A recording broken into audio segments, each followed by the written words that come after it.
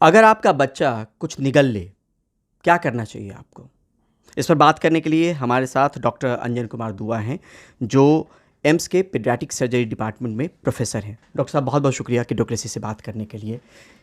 छोटे बच्चों में आमतौर पे ये दिक्कत होती है कि अगर कुछ निगल जाए, क्या निगल जाए तो उसको लेकर बहुत फ़िक्रमंद नहीं होना है, और क्या निगल ले तो उसको लेकर कोई कोताही नहीं बरतनी।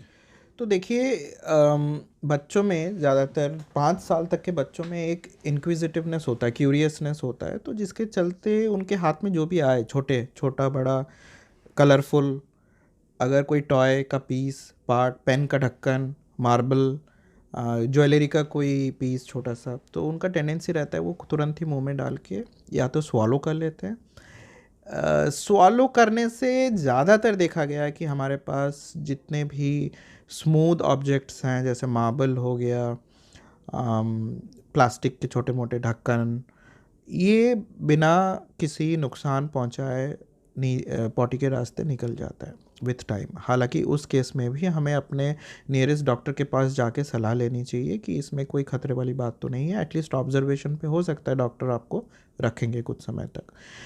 एक दूसरा सिचुएशन आता है कि वो खाने की नली में ना जाकर अगर सांस के नली में, बच्चों में अक्सर होता है कि वो निगलना चाहें की कोशिश किया, लेकिन वो, क्योंकि वो हमारा जो मैकेनिज़्म है, सांस की नली और खाने की नली दोनों में काफ़ी समान हिस्सा रहता है फेरिंग्स के पास, तो और वो मैकेनिज़्म वेल डेवलप नहीं होता है, तो चाहते हैं खाने के लिए, अगर उन्होंने निगला है लेकिन वो गलती से सांस के नली में पहुंच गया, तो वो लाइफ थ्रेटनिंग बिल्कुल हो सकता है। लाइफ थ्रेटनिंग इसलिए क्योंकि अगर सांस के नली में फंस जाए तो बच्चा तुरंत खांसने लगता है एज ए प्रोटेक्टिव रिफ्लेक्स, सांस तेज़ी से चलने लगता है, नीला पड़ सकता है, और अगर समय पर अस्पताल में नहीं पहुंचे तो देहांत भी हो सकता है।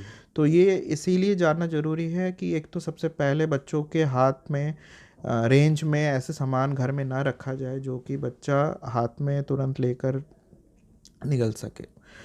अनफॉर्चुनेटली अगर हो भी गया है तो इसको नेगलेक्ट ना करके तुरंत से तुरंत ऐसी जगह पहुँचे जहाँ पे अप्रोप्रिएट एक्शन लिया जा सके। मुझे याद है डॉक्टर साहब कि मेरा छोटा वाला बच्चा च्युइंगम खा रहा था और च्युइंगम उसने निकल लिया। उसी पे हम लोग परेशान हुए और हमने अपने पेडियाट्रिशियन से तुरंत फ़ोन करके पूछा। उस वक्त मैं बिहार में था, तो उन्होंने कहा कि कोई दिक्कत तो नहीं है।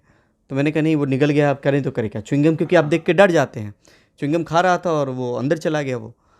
तो फिर उन्होंने कहा कि कोई ज़्यादा डरने की ज़रूरत नहीं है, वो पोटी के रास्ते से निकल जाएगा। तो हम जब ये कहते हैं, साथ में बच्चे के माता पिता को जानना ज़रूरी है कि जब इस पॉइंट पे, इस पोजीशन में हमको किन चीज़ों का ध्यान रखना है।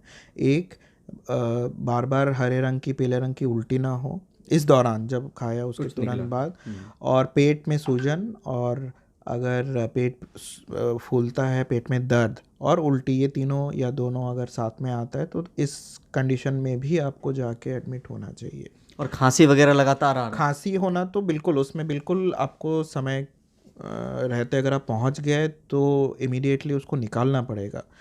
हमारे पास एंडोस्कोपिक तरीके हैं जिससे हम तुरंत सांस के नली से हम अगर नहीं निकालते हैं तो उसमें आगे चल के एक लंग पूरी तरीके से बर्बाद हो सकता है, और अगर ऐसे हिस्से में फंस गया जिसमें भी कि पूरा सांस लेने में असमर्थ रहता है बच्चा, उसमें हमें वेंटिलेटर में भी रखना पड़ता है। कई बार एक्सपायरीज भी हुए हैं, रेयरली।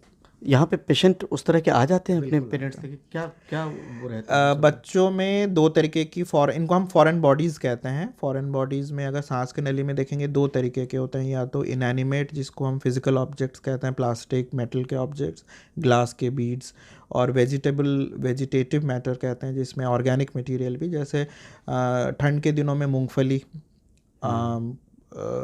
टैमरिंड सीड्स, यानी छिलका जो होता है वो पूरा मूंगफली, हाँ, मटर का हिस्सा, टैमरिंड सीड्स यानी इमली का बीज, चीकू के सीड्स, ये क्योंकि वेजिटेटिव मैटर हैं, ये अंदर जाके वो स्वेल हो जाते हैं पानी के कांस्टेंट एक्सपोजर के साथ।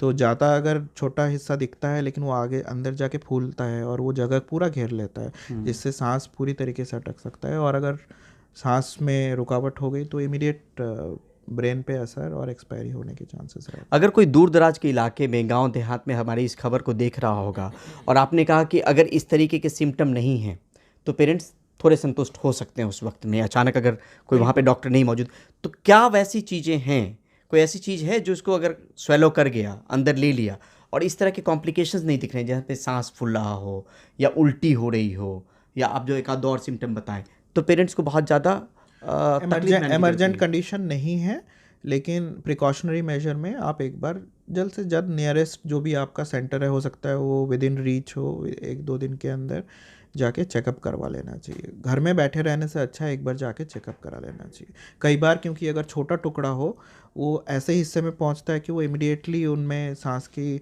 दिक्कतें नहीं आती हैं, लेकिन अल्टीमेटली लॉन्ग टर्म में वो हिस्सा फेफड़े का वो पर्टिकुलर हिस्सा ख़राब हो सकता है, तो वो एक्सरे में आ जाएगा। तो अगर ऐसा है तो आपका डॉक्टर आपसे मिल के आपका एक्सरे करा के आपको आगे और इन्फॉर्मेशन दे सकते हैं। तो मेरे ख्याल से घर में बैठे ना रहें। कुछ कंडीशंस में जैसे बताया गया कि इमीडिएटली आपको रात के बीच में भी हुआ है तो उसी दौरान आपको मूव करके पहुंचना चाहिए, कंसल्टेशन लेनी चाहिए। Otherwise with in a day और 2 आप पहुंच के एक बार ओपिनियन ले लेना चाहिए। फर्स्ट एड के तौर पे जब तक वो डॉक्टर के पास पहुंच रहे हो, फॉरेन बॉडी अगर कुछ ले लिया है, हमें क्या करना चाहिए, पेरेंट्स को क्या करना चाहिए उस वक्त? देखिए, बार बार पानी ना पिलाएं, क्योंकि क्या होता है ना, जो ले चुके हैं वो ठीक है, लेकिन अगर बार बार आप, क्या होता है ना, अगर ज़्यादा ये सोच के कि वो नीचे और चले जाए, ओवर फीडिंग से फिर वो वॉमिटिंग होगा, वो वॉमिटिंग से फिर एस्पिरेट भी करता है। तो एक तो वो खुला हवा ऐसे, हाँ, ज़्यादा भीड़ भाड़ ना करें उस दौरान, क्योंकि ज़्यादा से ज़्यादा ऑक्सीजन आए तो ज़्यादा अच्छा रहे। तो वो डिपेंड करता है कि किस सिचुएशन में, अगर लाइफ थ्रेटनिंग सिचुएशन है तो आपको तो first aid will not help, you have to immediately move to a centre जहाँ पे ऑक्सीजन थेरेपी और बाकी सुविधाएं, मतलब तभी ऑक्सीजन आने दें, बिल्कुल पानी ज़्यादा नहीं पिलाएं, बिल्कुल, ताकि इस दौरान अगर उल्टी हो जाए किसी वजह से तो वो उल्टी सांस के नली में जाके और नुकसान करता है, और सांस की जो हमारा एयरवे है उसको कॉम्प्रोमाइज़ करता है। तो जो स्थिति है उसी स्थिति में आप तुरंत से तुरंत, और दूसरा ये चीज़ भी है पानी खाना ना खिलाने का, क्योंकि हमें क्या होता है ऐसे केसेस में हमें इमीडिएटली जनरल एनेस्थीसिया देना पड़ता है, और जनरल एनेस्थीसिया देने का एक विंडो पीरियड होता है लास्ट खाना, लास्ट पीना और एंडोस्कोपी सेफ तरीके से करने में। तो अगर आप पूरी जर्नी के दौरान अगर आप खिलाते पिलाते लाएंगे तो हमारे पास आएंगे तो हमें 6 घंटा और इंतज़ार करना पड़ेगा, 6 घंटा या 4 घंटा।